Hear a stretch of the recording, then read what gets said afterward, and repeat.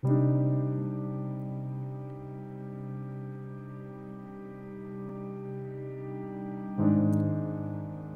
me tell you a story. Take you on a journey about a little girl who was so worried about her looks because that was where all her confidence was put. She had a heart of gold, but the words that were told were not of the soul, but of what she looked like. As if she were in some sort of zoo where all that mattered was who she was on the outside. She lived in the shallow waters where her reflection was all that mattered, and day after day she was slapped with deception, punched by rejection, and molded by her own projection. Every day she would look in the mirror, and the fear of what she looked like clouded her true beauty because she paid attention to those that lied, kept telling her she was ugly and inside she would slowly die. But in those words lied the insecurity of those that spit them out. Like if they burned everyone around them, they'd finally reach the heights of those in might.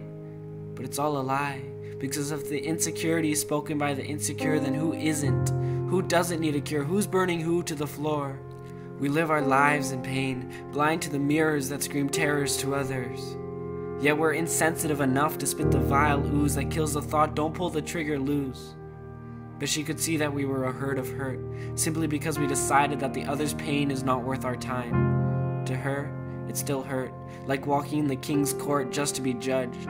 It's unbearable living your life for the love of eyes, like your heart can fall apart and you fall behind the makeup's art, as everyone sees your broken smile. And inside is a silent tremble for a help, a quiet yelp, but who will hear? Society's put nobody near, and all that's out there is fear about what you look like.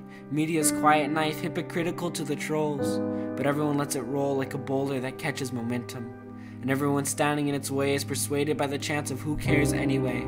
Chance of insecurity, a rebellion without security, and the girl stands in the crowd as if each side has claimed her heart half and half, torn by flaming darts.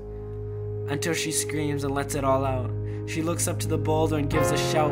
It hesitates in doubt, then shudders and falls apart.